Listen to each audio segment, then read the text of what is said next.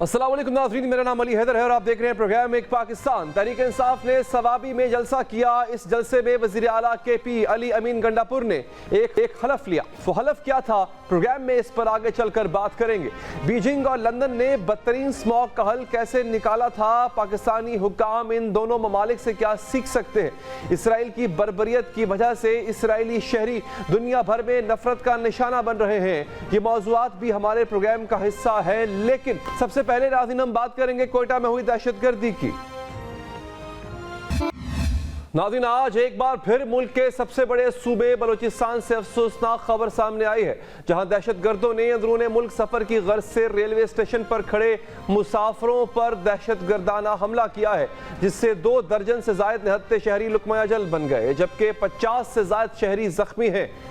ये हमला इन मुसाफिरों पर किया गया जो कुछ ख्वाब, कुछ अरमान, कुछ सपने सजाए अपने प्यारों से मिलने रवाना हो रहे थे, जो बलूचिस्तान के आम शहरियों से मोहब्बतें समेट कर मुख्तलिफ सूबों के सफ़र पर रवाना हो रहे थे। आज दहशतगर्दों ने 2 दर्जन ख्वाबों, अरमानों और सपनों को हवाओं में नहीं तहलील किया, बल्कि बलूचिस्तान के 2 करोड़ 15 लाख बलोचों की मोहब्बतों को डबो दिया है। आज हमला कोयटा के रेलवे स्टेशन पर नहीं हुआ, बल्कि यह हमला कौमी यकजहती और यगानिकत पर किया गया। आज कोयटा से मुल्क के दूसरे गोशों में 2 दर्जन लाशें रवाना की जा रही हैं। 56 जख्मी अस्पतालों में पड़े, यानी 71 खानदान इस वक्त कर्ब और अजियत की कैफियत में है।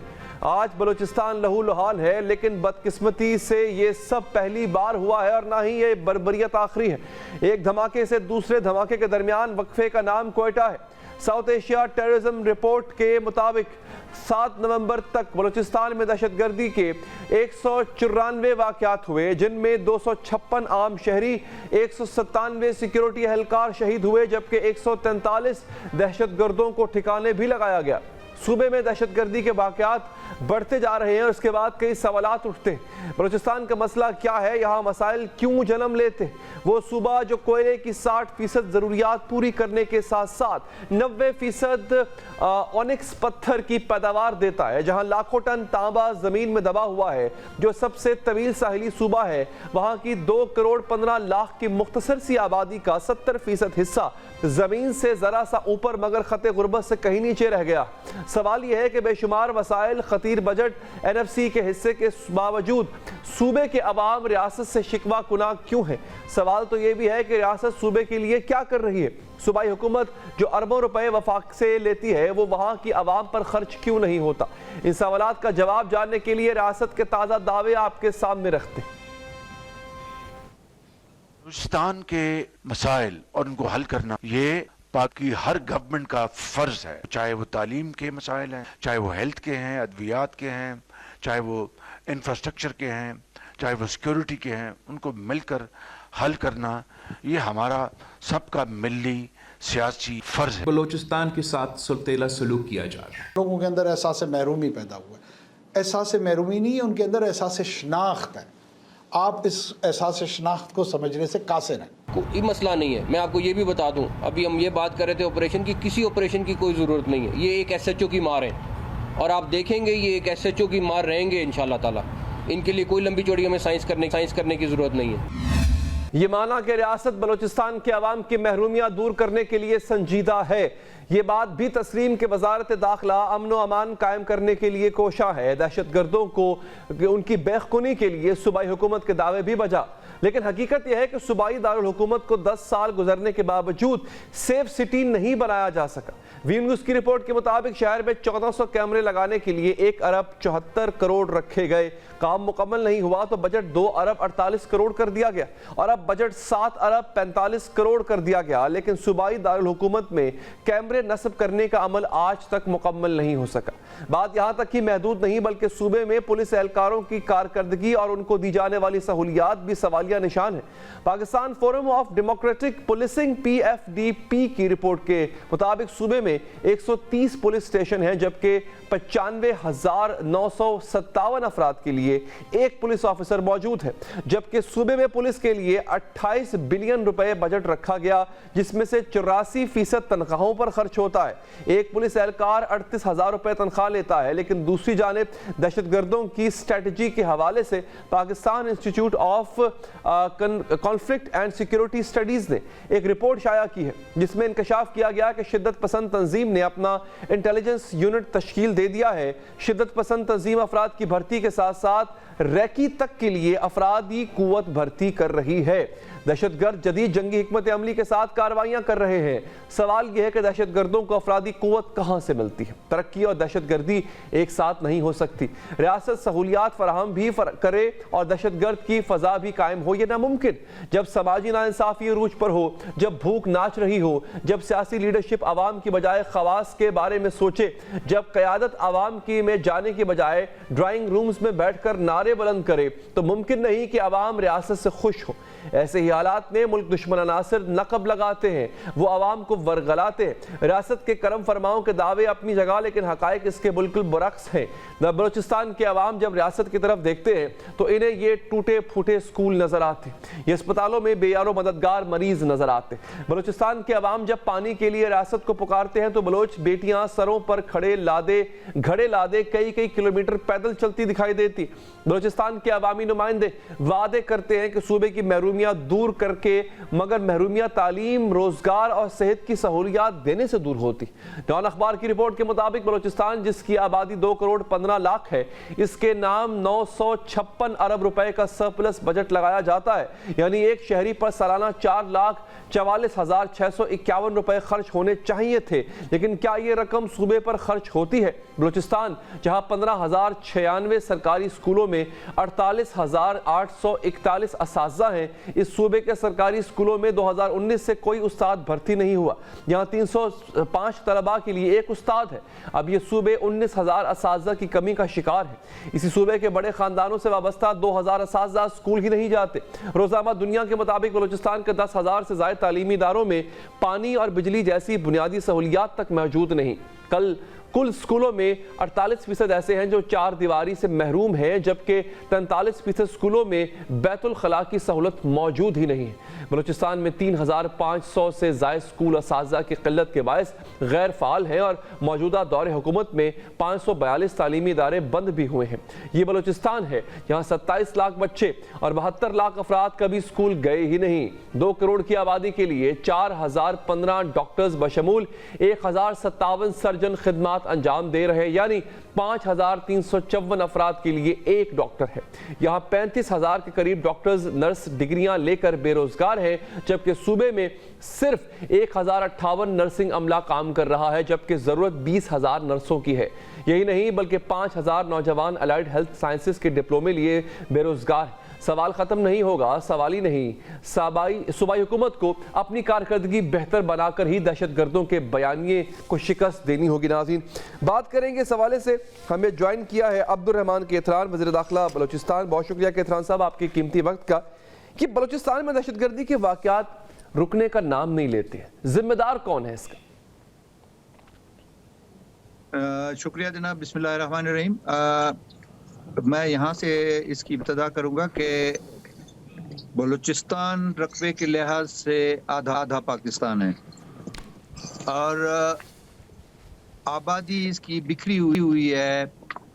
2 کروڑ 2.25 کروڑ کے قریب جو ابھی سینسس ہوئی ہے اس میں ہے. دیکھیں, بلوچستان کی ایک اہمیت ہے. یہاں آپ کو دنیا کا خوبصورت ترین بے انتہا قیمتی ساحل ملے گا. معدنیات یہاں پہ ہیں. پھر ہماری جو لوکیشن ہے, لوکیشن کی پوزیشن یہ ہے کہ ایک طرف ہمارے ایران لگ رہا ہے, دوسری طرف افغانستان ہے, اور اسی طریقے سے پھر باقی سلسلے ہیں. تو اسی وجہ سے اہمیت بڑھ جاتی ہے. پھر اس کو دہشت گردوں نے سو کالڈ, میں تو ان کو دہشت گرد بھی نہیں کہوں گا, میں تو کہوں گا وہ انسانیت سے گرے ہوئے لوگ ہیں, جو بچوں, عورتوں, اور ان میں بھی ان کو تمیز نہیں ہے, اور نہتے لوگوں کو شہید کرنا. تو انہوں نے اپنی ماجگاہ اس کو بنایا ہے, کیونکہ رقبے کے لحاظ سے میں نے عرض کی کہ سب سے بڑا صوبہ ہے. تو اس میں پہاڑ بھی ہیں, میدان بھی ہیں, ریگستان بھی ہے, ہر طریقے کی آپ کو یہاں پہ ماحول ملتا ہے. پھر ان کی ایزی اپروچ جو ہے جو ہمارے مخالف جو پاکستان دشمن ممالک ہیں وہاں سے ایزیلی ان کو اپروچ ملتی ہے, وہاں سے ان کو وظیفہ ملتا ہے, پیسے ملتے ہیں, وایا افغانستان یہ انٹر ہو جاتے ہیں, پھر یہاں پہ انہوں نے بطہ خوری کر کے بیرونی آقاؤں کے ٹکڑوں پر پل کے اپنے کو یہ اس طریقے سے نہتے لوگوں پر, بے گناہ لوگوں پر, عورتوں پر, بچوں پر حملے کرتے ہیں. تو ان کے لیے ایزی ٹارگٹ بنا ہوا ہے. اب انشاءاللہ ایسی بات نہیں ہوگی. کل میں نے جب ایک بچے نے طلعت شاہوانی نے سرنڈر کیا ہے, وہ بی ایل اے والے اس کو ورگرا کے لے گئے تو واپس آیا, تو میں نے یہی کہا کہ انشاءاللہ اب ریاست کمزور نہیں ہے. کل بھی میں نے نہیں تو اگر ریاست کمزور, عبد الرحمان کیتھران صاحب میں معذرت کی بات آپ کی بات کاٹ رہا ہوں, ریاست اگر کمزور نہیں ہے تو یہ جو 2014 سے لے کے اب تک ایک سیف سٹی پروجیکٹ آپ نے بنانا تھا, اس کے تحت کیمرے لگنے تھے, آپ کو پتہ چل جانا تھا کون کیا کر رہا ہے, آپ کی ان ملک دشمنوں پر نظر ہونا تھی, سر یہ کیوں نہیں مکمل کر سکے؟ کیا اس کی وجہ بھی آپ یہی کہیں گے کہ رقبہ بہت بڑا تھا اس لیے نہیں ہو سکا, یا پھر پاکستان مخالف لوگوں نے ہونے نہیں دیا؟ یقیناً یہ آپ کو میں درست کر دوں, 2014 نہیں ہے بلکہ یہ پروجیکٹ 2011 میں سٹارٹ ہوا اور آج اس کو 13 سال ہو گئے. بالکل ہم اپنی نااہلی تسلیم کرتے ہیں کہ ہماری سستی اور نااہلی کی وجہ سے آج تک یہ سیف سٹی کیمرے, اس کے پیچھے بھی بہت سارے عناصر ہیں. اگر اس میڈیا پہ میں منہ کھول لوں گا تو پتہ نہیں کیا کیا ہوگا. بہرحال میں اس کی ذمہ داری, میں اس کا منسٹر بھی رہا ہوں آئی ٹی کا, میرے زمانے میں یہ میچور بھی ہوئے, گو کہ میں چند مہینوں کے لیے تھا کیونکہ میں ٹاٹ کا پڑھا ہوا بندہ ہوں, مجھے آئی ٹی کی بہت سمجھ نہیں ہے, تو میں نے معذرت کر لی تھی کہ یہ ڈپارٹمنٹ مجھ سے نہیں چلتا ہے, نہ میں چلا سکتا ہوں.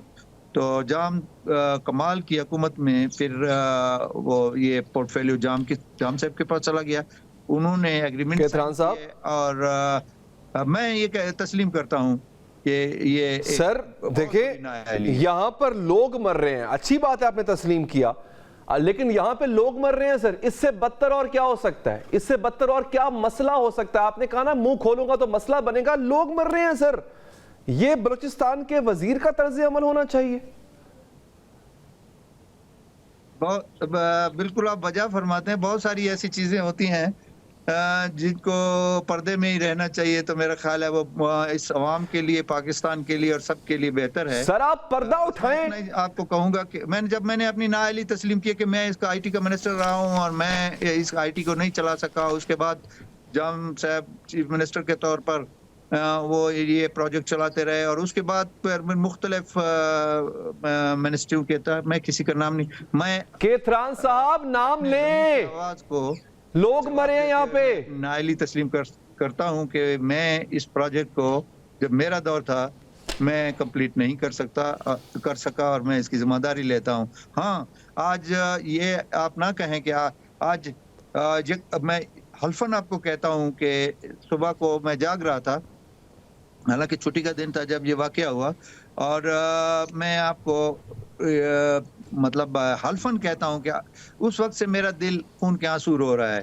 یہ واقعہ یا مستون کا جو چھوٹے چھوٹے بچوں کا واقعہ ہوا ہے جس میں ایک باپ اور ماں کا وہ مکالمہ شامل کیا گیا ہے کہ جی وہ بچہ کہتا ہے آج میرے پیٹ میں درد ہے, میں اسکول نہیں جانا چاہتا, تو ماں کی ممتا, جو جیسے میں نے کہا کہ ریاست بھی ماں کی طرح ہوتی. نہیں سر ریاست ماں نہیں ہے, یہ ریاست ماں نہیں ہے. جو سوئی رہے 11 سال سوئی رہے, اس کو یہ نہ پتا ہو کہ میں نے کیمرے لگانے. سر ایک منٹ سر, معذرت کے ساتھ کیتھران صاحب ایک منٹ سر, آپ کا دل یا میرا دل اگر خون کے آنسو روتا ہے ڈزنٹ میٹر, اس سے کوئی فرق نہیں پڑے گا سر. اور پلیز یہ کہنا ڈر دیں اب ہم لوگ کی ریاست ماں کی طرح ہوتی, یہ ریاست ماں کی طرح نہیں ہے. ماں اپنے بچوں کی لاشیں نہیں دیکھتی ہے, اور 11 سال 14 سال سوئی نہیں رہتی ہے. سر آپ کو کیمرے لگانے چاہیے تھے. 2 کروڑ کی آبادی آپ سے سنبھالی نہیں جا رہی سر. این ایف سی ایوارڈ آپ لیتے ہیں, آپ کو امداد آپ کو ملتی ہے, اس حکومت کو ملتی ہے, کہاں لگتے ہیں وہ پیسے؟ اب ان لوگوں کو میں کیا بتاؤں جن کا پیارا مر گیا, جن کے بچے مر گئے, ان کو میں کیا بتاؤں کہ وزیر اپنی نااہلی تسلیم کر رہے ہیں, دیٹس آل. بالکل بھی نہیں, ہرگز بھی نہیں. دیکھیں میں نے میرا بھائی شہید ہوا تھا, میرے گھر میں بیوائیں تھی, ہماری اپنی قبائلی ایک جنگ تھی. دیکھیں جو بیوہ رات کو अकेली होती है ना, या उसके बच्चे हैं या नहीं है, वो बिस्तर में रजाई में मुंह छुपा के जो रोती है ना, उसके आंसू का कोई हिसाब नहीं है, कोई किताब नहीं है। उसका आंसू का एक ही हल है कि करने वाले को कैफर किरदार तक पहुंचा। कब पहुंच जाएंगे सर? मैंने बेवाएं, मेरे घर में आज भी बेवा बैठी हुई है, एक शहीद की बेवा है। आज वो सफेद सर हो गई है, वो सफेद सर बाल आ गए जब वो जवान थी, वो बेवा हो गई। तो मुझे पता है, मैं देखा है, मैंने उसको रोते हुए देखा है, मैंने उसको बलकते हुए देखा है।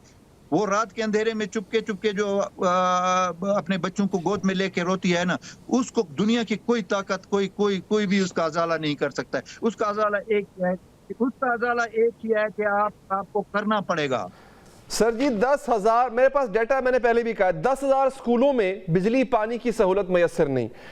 अच्छा, 48% बच्चे जो स्कूल जाते हैं वहां पे चार दीवारी नहीं है स्कूलों की, स्कूल असासा की वजह से, उनकी गैर मौजूदगी की वजह से अदम अफाल हैं वो। अच्छा, 35,000 डॉक्टर्स नर्सेज डिग्रियां लेकर बेरोजगार हैं, 3500 जो है वो काम कर रहे हैं। 70% बलूचिस्तान खत्े गुर्बत से नीचे है सर।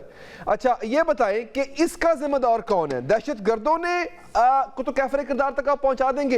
ये जो महरूमियां हैं अहले बलूचिस्तान की सर, ये दहशत गर्दों की वजह से है, इसका जिम्मेदार कौन है? सबसे बड़ी रुकावट मैं आपको बताऊं, यही दहशतगर्द हैं। मेरी कॉन्स्टिट्यूंसी में मैंने हर 2-3 किलोमीटर पे प्राइमरी स्कूल बनाया है, हर 5 किलोमीटर के रेडियस में मिडिल स्कूल है, हर 7 से 8 किलोमीटर के रेडियस में हाई स्कूल है। यही गुमराह, यही दहशतगर्द नौजवानों को गुमराह करते हैं। लिटरली मेरे स्कूलों को बम से उड़ाया गया। मेरे इलाके में टीचर काम कर पढ़ाने जाते थे, उनको इन्हीं जो रियासत मुखालिफ अनासर हैं, वो इस सूबे को महकूम रखना चाहते हैं। मेरे इलाके में अभी पिछले चंद अरसे में इन्होंने कोई 7 से 8 बिजली के इसके टेलीफोन के टावर उड़ा दिए। टावर उड़ाना क्या, एक लोहे का एक टावर गिरा देना, वो नहीं। उन्होंने उन इलाकों पे जिंदगी तंग कर दी है कि वो दुनिया के साथ मुंसलिक थे, उनको दुनिया से काट रहे हैं। बुनियादी चीज जो भी बैकवर्डनेस है, बुनियादी 70 से लेकर आज तक बुनियादी तौर पे ये कौम परस्त और ये जो दहशतगर्द हैं और कौम परस्त हैं, मैं इनको जिम्मेदार गर्दानता हूँ। क्यों? थोड़ा भी हुकूमतें एक्शन लेती हैं तो ये चीखना चिल्लाना शुरू हो जाते हैं कि जी बलूचिस्तान पे फौज कशी हो गई, बलूचिस्तान में ऑपरेशन हो रहा है। देखें, आपको अगर एक ट्यूमर निकला हुआ है, आप उसको पट्टियां करते हैं, वो कभी ठीक नहीं होता जब तक कि उसको काटेंगे नहीं, ऑपरेशन नहीं करेंगे, उसको जड़ से नहीं निकालेंगे। तो आप क्रिपिंग डेथ में हमेशा बलूचिस्तान आज तक 70s से लेकर आज तक क्रिपिंग डेथ में गुजर रहा है, और सिर्फ जिम्मेदार मैं कौम परस्तों को दूंगा और मैं इन दहशतगर्दों को दूंगा कि कोई तरक्की का कोई जहां और जो इस पे काबू नहीं पा सके जाके मशीनरी उड़ा देते हैं, जहां पे स्कूल बन रहा है उसको। तो सर इस पे काबू किसने पाना था ना? योब से लेकर खुशदार तक जितने भी रोड के प्रोजेक्ट काम, जिन रोडों पर काम हो रहा था, ये गए हैं वहां पे बताखोरी की है और उनको बंद कराया काम। आपको मैं ओपनली एक बैसियत एक मिनिस्टर बता रहा हूँ कि उन्होंने। सर देखिए, सवाल ये है कि इथरान साहब के इनको रोकना तो आपने था ना सर, आपके पास स्टेट मशीनरी थी, ताकत थी, बंदूक आपके पास थी सर, लेकिन आप कर सके। I'm so sorry। आपका बहुत बहुत शुक्रिया कि आपने प्रोग्राम के लिए वक्त निकाला। एक वक्फा लेंगे, वक्फे के बाद हाजिर होंगे। ब्रेक के बाद हाज़िर नाज़रीन, तहरीक इंसाफ ने खैबर पख्तूनख्वा के इलाके सवाबी में जलसा किया है, जिसमें वज़ीर आला अली अमीन गंडापुर ने बताया कि बानी तहरीक इंसाफ इस माह एहतजाज की फाइनल कॉल देंगे। उन्होंने ये हलफ भी उठाया कि कॉल आने के बाद वो बानी PTI की रिहाई तक घर वापस नहीं जाएंगे, चाहे उनकी जान ही क्यों ना चली जाए। अली खान अल्लाह ताला को हाजिर नाजिर जान रखकर ये हल्फ उठाता हूँ कि खान ने जो मुझे कॉल देनी है नवंबर के महीने में, जो कि फैसला कुन कॉल होगी, चाहे मेरी जान चली जाए, चाहे मेरा सब कुछ चला जाए, मैं उस वक्त तक, जब तक खान को रिहा नहीं कराऊंगा, अपने घर वापस नहीं आऊंगा। सवाबी जलसे से चेयरमैन पीटीआई बैरिस्टर गौहर समेत दीगर कायदीन ने भी खिताब किया। उमर अयूब ने कहा कि कॉल आने के बाद सर पर कफन बांध कर निकले। साबिक स्पीकर कौमी असम्बली असद कैसर ने मुतालबा किया कि अफगानिस्तान के साथ कारोबार बहाल किया जाए। हमने इन ताला कफन बांध के मैदान में निकलना है। पाकिस्तान जिंदाबाद। बहुत शर्म करो, हम मुतालबा करते हैं कि अफगानिस्तान के साथ हमारे कारोबार को खोला जाए। सवाबी जलसे से पहले तहरीक इंसाफ की तरफ से ये इंदिया दिया गया था कि आगे के लाहे अमल का ऐलान इसी जलसे में किया जाएगा। ताहम अब कहा जा रहा है कि फाइनल कॉल आज नहीं दी जाएगी बल्कि नवंबर में ही किसी वक्त दी जाएगी। बात करेंगे इस हवाले से। हमें ज्वाइन किया है पाकिस्तान तहरीक इंसाफ की रहनुमा मोहतरमा मेहरबानो कुरैशी साहिबा ने। आपका बहुत बहुत शुक्रिया मेहरबानो कुरैशी साहिबा।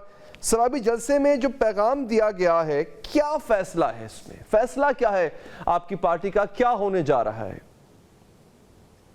आपने देखा कि स्वाबी में आवाम का जमे गफीर था।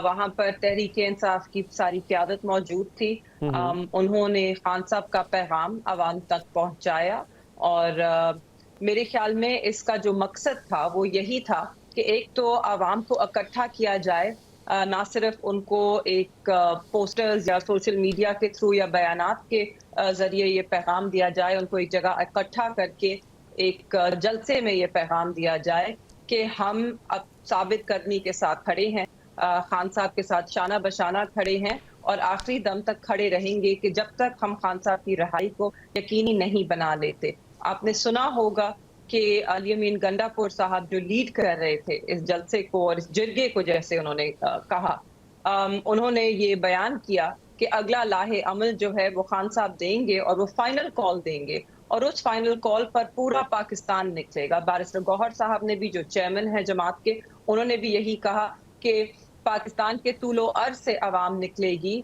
और वो अपने महाज पर कायम रहेंगे कि जब तक हम इमरान खान की रिहाई को यकीनी नहीं बना लेते।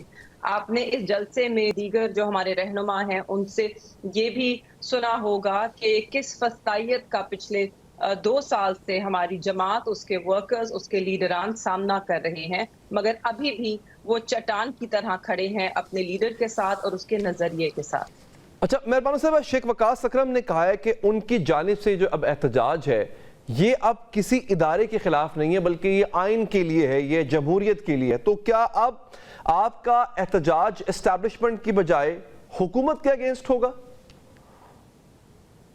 जी देखिए, हमारा कभी भी जो जलसा है वो किसी इदारे के खिलाफ नहीं, पाकिस्तान के खिलाफ नहीं रहा। वो तो पाकिस्तान में जमहूरियत मजबूत करने के लिए हमेशा रहा है, हमेशा इंसाफ के लिए रहा है, आज़ाद अदलिया के लिए, आइन की बालादस्ती के लिए, और आज भी हम उसी मौक़िफ़ पर कायम हैं।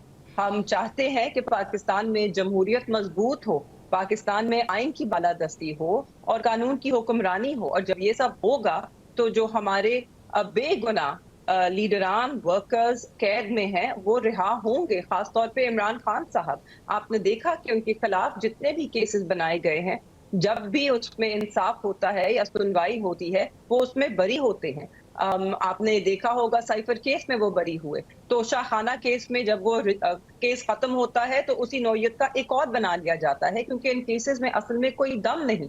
इद्दत का घिनौना केस था, उसको हमने दम तोड़ते देखा। 9 मई के लातादाद झूठी FIRs हैं, वो जब सुनवाई होती है उनकी तो उनमें बेल मिलती है। क्यों मिलती है? क्योंकि कोई शवाहिद मौजूद नहीं।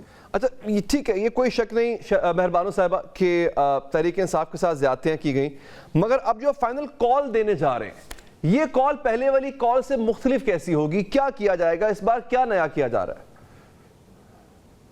नॉट एट ऑल सर, हमारा मौक़िफ़ हमेशा से कथा कलामी, माफ सर, जी अल्फाज डालने की कोशिश कर रहे हैं मेरे मुंह में, मगर हमारा मौक़िफ़ हमेशा से असूली रहा है, हमेशा से यही रहा है। इमरान खान साहब ने जरूर अडियाला में बयानात दिए, उन्होंने तो नाम भी लिया ना बानी चेयरमैन ने, किया जा रहा है जेल के अंदर, और उसके अंदर उन्होंने कुछ लोगों को उसका कसूरवार ठहराया है। मगर हमारी जो जद्दोजहद है जमहूरियत के लिए, आज़ाद अदलिया के लिए और आइन की बालादस्ती के लिए, वो तो पहले दिन से रही है। हम जब इलेक्शंस में 8 फरवरी को गए تو ہم اسی انصاف کے لیے گئے, ہم اسی جمہوریت کے لیے گئے, ہم اسی آئین کے لیے گئے, اور اسی موقف پر پاکستان کی عوام نے ہمارا بھرپور ساتھ دیا. آج ہم پچھلے کچھ روز امریکہ میں ہونے والے الیکشن کی بات کر رہے تھے اور سراہ رہے تھے وہاں پر جمہوریت کو, اور ہم یہ کہہ رہے تھے کہ وہاں پر جو عوام کی رائے ہے وہ وہاں پر جیتی ہے. ہم جانتے ہیں کہ وہاں پر بھی جو ان کی اسٹیبلشمنٹ تھی, جو انٹیلیجنسیا تھی, جو لیگیسی میڈیا تھا, وہ سب ڈونلڈ ٹرمپ کے خلاف تھے, اور سب کو لگ رہا تھا کہ وہ نہیں جیتیں گے. مگر جب وہ جیتے, لوگوں نے عوام کی رائے تسلیم کی, اور جو دوسری جماعت ہے انہوں نے بھی اپنی شکست تسلیم کی. بدقسمتی سے پاکستان میں کیا ہوا کہ عوام نے بہت ہی زور و شور سے, بہت اونچی آواز میں اپنی رائے دی. اس رائے کو ٹھکرایا گیا, اور اس کے بعد اس عوام کو چپ کرانے کے لیے, ان کے آواز بند کرنے کے لیے ان کے گھروں کی چار دیواری پامال کی گئی, ان کے گھروں کو توڑا گیا, گرفتاریاں ہوئیں, اغوا ہوئے لوگوں پر تشدد کیا گیا. تو اگر ہم چاہتے ہیں کہ اس ملک میں بنیادی انسانی حقوق جو ہے ان کا تحفظ ہو, ایک آزاد عدلیہ ہو اور جمہوریت ہو, اب جو چیزیں پاکستان کو آگے لے کر جا سکتی ہیں, تو ہم سب کو نکلنا ہوگا, اور ہمارا موقف پہلے دن سے یہی رہا ہے. تو یہ بتائیے گا کال میں اب کیا نیا ہوگا؟ پہلے آپ سب کچھ کر چکے, آپ احتجاج بھی کر چکے, دھرنے ریلیاں سب کر چکے, 9 مئی بھی ہوا, اب جو کال آپ دے رہے ہیں اس میں نیا کیا ہو؟ جی دیکھیے, ہماری جدوجہد تو اس کو تبدیل ہونے کی ضرورت نہیں ہے نا, ہماری تو جدوجہد جاری ہے. ہمیں کچھ امید تھی کہ عدالتوں سے عدالت کھڑی ہو جائے گی, ابھی بھی کہیں میرے دل میں تو امید ہے کہ عدالت کھڑی ہوگی, مگر ہمیں ضرور یہ ڈر ہے کہ جس طرح رات کے اندھیرے میں آئینی ترامیم کی گئی, اور جس نوعیت کی ترامیم کی گئی, جس طرح سپریم کورٹ آف پاکستان پر حکومت حاوی ہو گئی, اور اپنے من پسند ججز انہوں نے اب وہ اور مزید لانا چاہ رہے ہیں سپریم کورٹ کو کنٹرول کرنے کے لیے, بینچ فکسنگ کرنے کے لیے, کورٹ فکسنگ کرنے کے لیے, تو ہمیں یہ ضرور ڈر ہے کہ ہماری عدالتیں بھی انصاف کے لیے کھڑی ہونے نہ پائیں گی. اس لیے اب انصاف اگر ملے گا تو وہ سڑکوں پر ملے گا. پہلے ہم ضرور نکلتے تھے, احتجاج بھی کرتے تھے, مگر ہماری امیدیں صرف اور صرف قانون سے تھیں, صرف اور صرف آئین سے تھیں, صرف اور صرف عدلیہ سے تھیں. مگر اب جس نہج پر پاکستان کو دھکیلا جا رہا ہے, ہمیں لگ رہا ہے کہ یہ انصاف صرف اور صرف سڑکوں پر ملے گا. اچھا مہربانو صاحب, خبریں ایسی خبریں سامنے آ رہی ہیں کہ آج کے جلسے میں امریکی پرچم لہرایا گیا. اچھا, یہ بات بیرسٹر صاحب نے گزشتہ روز کہی تھی کہ جناب ہم ٹرمپ سے امید ہے, زلفی بخاری نے ٹویٹ کیا, لطیف کھوسہ صاحب, یہ اسٹریٹجی کیا ہے یا یہ تبدیلی کیسی ہے؟ اس تبدیلی کے بارے میں آپ کیا کہیں گے؟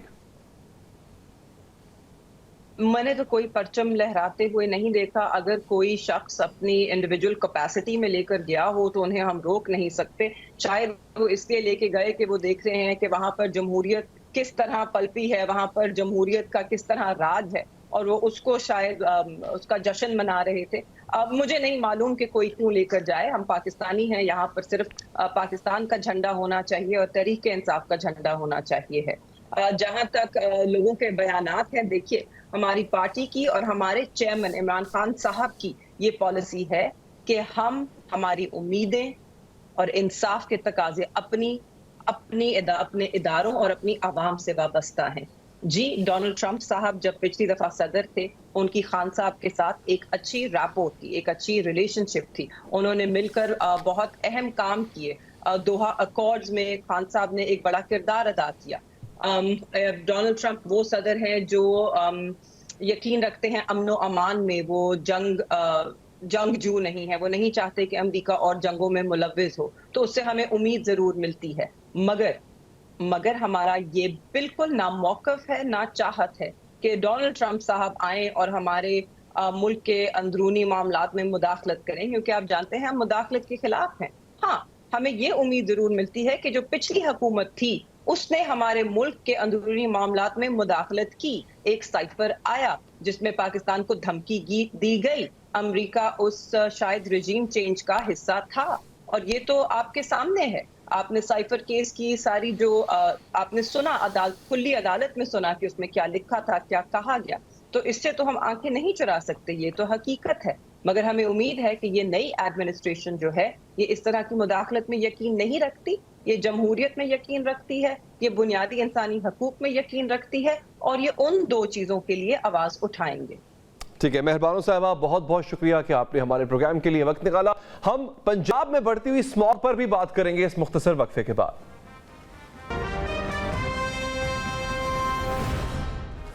بریک کے بعد حاضر ناظرین، زہر آلود اسموگ پاکستان کے سب سے بڑے صوبے پنجاب اور خاص طور پر اس کے دارالحکومت لاہور پر قہر بن کر ٹوٹ رہی ہے۔ لاہور میں فضائی آلودگی آج بھی تمام حدیں پار کر گئی۔ صبح کے وقت ایئر کوالٹی انڈیکس 1260 رہا اور لاہور آج بھی دنیا کا آلودہ ترین شہر ٹھہرا۔ پنجاب میں اسموگ کی شدت کا عالم یہ ہے کہ آسمان سے زمین تک گھپ اندھیرا ہے، شہری سانس کی جنگ لڑ رہے ہیں، پروازیں منسوخ اور مؤخر جبکہ شاہراہوں پر گاڑیاں آپس میں ٹکرا رہی ہیں۔ خبروں کے مطابق اسموگ کی بگڑتی صورتحال کے باعث لاہور سمیت 4 ڈویژنز میں 12ویں جماعت تک تعلیمی اداروں کے بعد پارکس، تفریح گاہیں اور عجائب گھر بھی 17 نومبر تک بند کر دیے گئے ہیں۔ شکاگو یونیورسٹی کی ایک ریسرچ کے مطابق فضائی آلودگی کے باعث لاہوریوں کی اوسط عمر ہر سال 6 سے 7 برس کم ہو رہی ہے، جبکہ لاہوری بچے ایک دن میں سگریٹ کی 6 ڈبیوں کے برابر زہر نگل رہے ہیں۔ لاہور میں بدترین اسموگ کے پیش نظر پنجاب حکومت نے تنگ آمد بجنگ آمد آئندہ ہفتے لاہور میں مصنوعی بارش برسانے کا فیصلہ کر لیا اور مصنوعی بارش کے لیے 11 سے 16 نومبر کے درمیان موسم کو موزوں قرار دیا گیا ہے۔ برطانوی نشریاتی ادارے BBC کے مطابق پاکستان وہ پہلا ملک نہیں جہاں اسموگ کا مسئلہ اس قدر شدت اختیار کر گیا، بلکہ ماضی میں 2 ترقی یافتہ ممالک کے دارالحکومت بھی اسموگ کی لپیٹ میں رہے اور انہیں اس سے نکلنے میں برسوں لگے۔ یہ شہر بیجنگ اور لندن تھے جہاں اب ایئر کوالٹی میں غیر معمولی کمی واقع ہوئی ہے۔ برطانیہ کے دارالحکومت لندن میں 19ویں اور 20ویں صدی میں کئی ایک بار اسموگ چھا جانے کے واقعات دیکھے گئے۔ یہ عموماً اس وقت ہوتا جب لوگ کوئلہ جلا کر گھروں کو گرم رکھنے کی کوشش کرتے اور شہر میں موجود ہیوی انڈسٹری میں سے مختلف کیمیکلز فضا میں چھوڑے جاتے۔ The great smog of London ان سب میں سے سب سے زیادہ مقبول واقعہ تھا جب حد نگاہ اتنی کم ہو گئی تھی کہ صرف چند فٹ تک ہی واضح دکھائی دیتا تھا۔ کہا جاتا ہے کہ اسموگ نے زندگی کو ایسے مفلوج کر دیا تھا کہ یہ گھروں اور تہخانوں میں بھی داخل ہو گئی تھی اور سینما گھروں میں اسکرینز نظر آنا بند ہو گئی تھی۔ 5 دسمبر 1952 کو لندن کے باشندے جب تہوار کے موسم کے آغاز کے بعد شہر میں سیر و تفریح کر رہے تھے تو ایسے میں صنعتوں کی چمنیوں سے دھواں اٹھ رہا تھا۔ جیسے جیسے رات ڈھلتی گئی دھند گہری ہوتی گئی اور جلد ہی اسموگ کی ایک تہہ نے دارالحکومت کو اندھیروں میں ڈبو دیا اور نظام زندگی مفلوج ہو کر رکھ گیا۔ لندن والے سڑکوں پر ٹھوکریں کھاتے ہوئے آگے بڑھ رہے تھے مگر انہیں چند گز سے زیادہ کچھ دکھائی نہیں دے رہا تھا۔ اگلے 4 دنوں تک ہر عملی طور پر تاریکی میں ڈوب گیا۔ زہریلی ہوا سے شہر میں نمونیے، کھانسی اور گلے کے امراض پھیل گئے اور شہر کے اسپتال مریضوں سے بھر گئے۔ زہریلی اس ہوا نے ہزاروں جانیں لے لیں۔ کچھ اندازوں کے مطابق دی گریٹ اسموگ آف لندن کے باعث 10,000 افراد زندگی کی بازی ہار گئے۔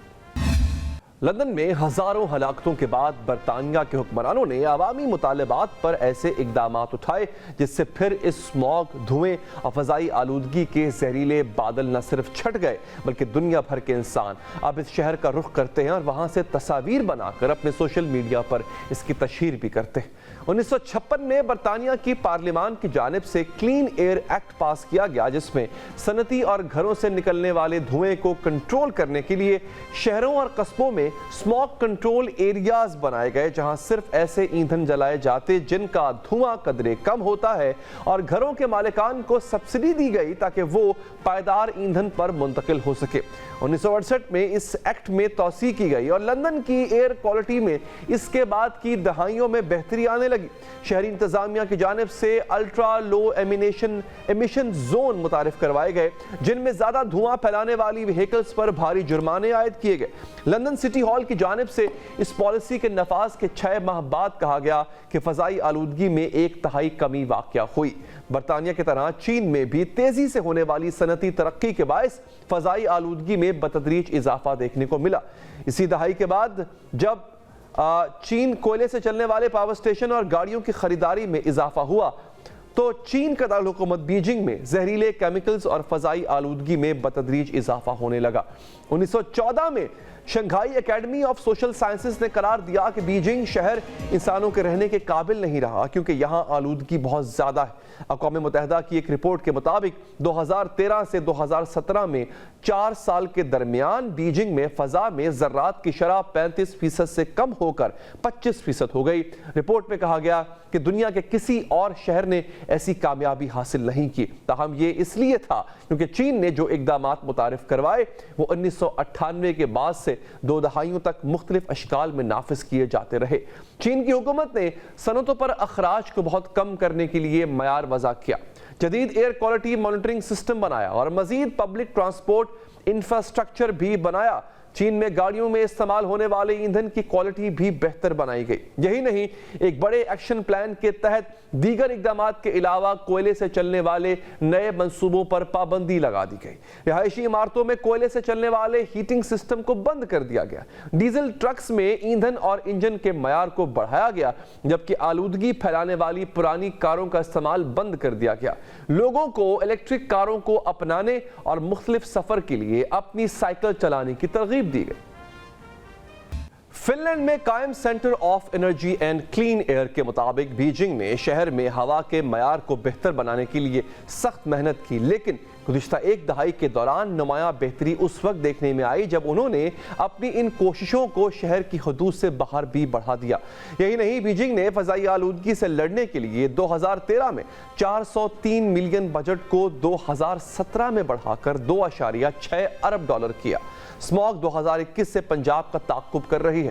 2021 سے صوبے میں تعلیمی ادارے بھی بند کیے جا رہے ہیں۔ لاہور میں گزشتہ سال بھی متحدہ عرب امارات کے اشتراک سے کلاؤڈ سیڈنگ کی گئی، مگر سماگ پھر بھی ہر سال نومبر میں پنجاب کے دروازے پر دستک دے دیتی ہے، جس کا مطلب ہے کہ سماگ مصنوعی بارشوں اور تعلیمی اداروں کی بندش سے نہیں، لندن اور بیجنگ فارمولے سے ہی جان چھوڑے گی۔ اس کے ساتھ ہی ناظرین، پروگرام سے اب تک کے لیے اتنا ہی۔ مجھے دیجیے اجازت، اللہ نگہبان۔